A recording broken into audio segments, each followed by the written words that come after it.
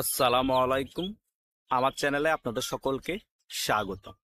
বাংলাদেশ আওয়ামী লীগকে আটকানোর ক্ষমতা বাংলাদেশে কোনো রাজনৈতিক দল রাখে না, কিন্তু বাংলাদেশ আওয়ামী লীগ এখন যে পরিমাণ কোণঠাসা অবস্থায় আছে, তারা তাদের প্রাপ্য আদায় করতে অনেক ব্যাক পোহাতে হবে। কেন জানেন? কারণ আমাদের অনেক নেতারা 16 বছর ক্ষমতায় থাকার কারণে তাদের অনেক চর্বি জমে গিয়েছে। তারা এখনো এসি রুমে বসে কিছু গ্রুপ খুলে ওইখানে নেতৃত্ব দিতে চেষ্টা করে। এভাবে করে রাজপথ দখল করা যায় না। রাজপথ দখল করতে হলে রাজপথে নামতে হবে। রাজপথ দখল করতে হলে মাথায় একটা জিনিস চিন্তা করতে হবে, এসপার না হয় ওসপার।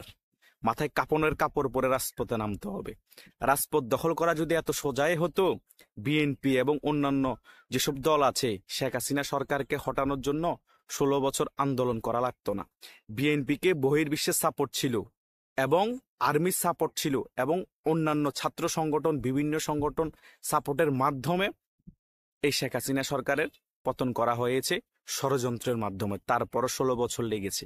আর আমরা তো 8 মাসে আমরা গ্রুপ খুলে এসি রুমে বসে প্ল্যানিং করে আন্দোলন ছাড়াই সরকারকে হটানো সম্ভব?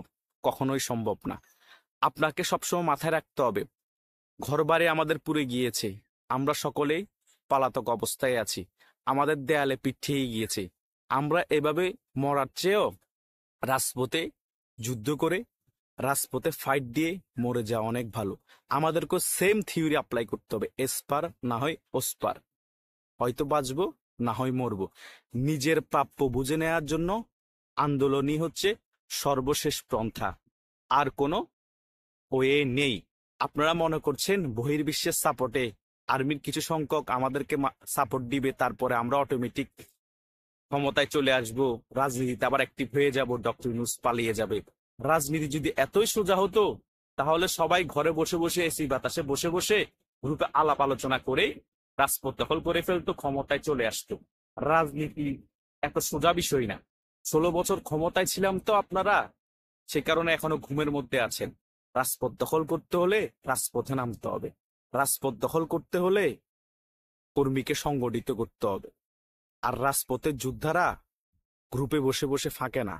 রাজপথের যোদ্ধারা রাজপথে নামার জন্য প্রস্তুতি গ্রহণ করে।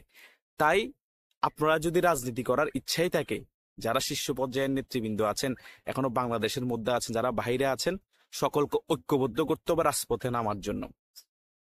যাদের দেওয়ালে পিঠ থেকে গিয়েছে, তারা দেখলাম অনেকেই বিএনপির একজনকে ছাত্রদলের পিটিয়ে মেরে ফেলেছে। আজকে ডিবিসি নিউজও খবর আসছে। কারণ দেয়ালে পিঠ থেকে গিয়েছে। সে জানে সে বেঁচে থাকলে আমার ঘর বাড়ি জ্বালে পুড়ে ছাই করে দিচ্ছে, আমি মারা যাব, আমি ঘর বাড়ি ছাড়া। তো কি করব? প্রতিরোধ গড়ে তুলতে হবে। তো প্রতিরোধ এক এক জায়গায় গড়ে তুললে হবে না, সকল জায়গায় প্রতিরোধ গড়ে তুলতে হবে। নিজের প্রাপ্য আন্দোলনের মাধ্যমে, প্রতিরোধের মাধ্যমে আদায় করে নিতে হবে। এভাবে করে আপনারা আবার রাজপথে নামতে পারবেন, এভাবে করে আবার ক্ষমতায় আসতে পারবেন। আন্দোলন ছাড়া কোনো বিকল্প নাই। আন্দোলন একদিনে গড়ে উঠবে না, আস্তে আস্তে করে গড়ে উঠবে, কিন্তু সংঘবদ্ধ করতে হবে। এসি রুমে বসে বসে শুধু ব্রিফিং দিলে হবে না, রাজপথে নামার প্রক্রিয়া শুরু করতে হবে। যারা রাজপথে নামবে তাদেরকে ফাইন্যান্সিয়াল সাপোর্ট দিতে হবে। ফাইন্যান্সিয়াল সাপোর্ট ছাড়া রাজপথ কখনো দখল করা সম্ভব হয় না। শেখ হাসিনাকে ষড়যন্ত্র করে যে পতন ঘটানো হয়েছে, কত পরিমাণ টাকা ইনভেস্ট করেছে সেটা কি আপনাদের ধারণা আছে? আওয়ামী লীগকে ভালোবাসা সমর্থন করে, ঠিক আছে, তার তো ফ্যামিলিও আছে, সেই নিজেও চলতে হবে, মামলারও ভয় আছে। তাকে যদি ফাইন্যান্সিয়াল ভাবে আপনারা সাপোর্ট না দেন, সে মনোবল পাবে কোথায়? মনোবল প্লাস ফাইন্যান্সিয়াল সাপোর্ট প্লাস দলের প্রতি ভালোবাসার তিনোটাই যখন মিশ্রণ হবে, তখন আন্দোলন চাঙ্গা হবে। আন্দোলন চাঙ্গা করতে হলে এইসব মেটেরিয়ালস এর প্রয়োজন আছে।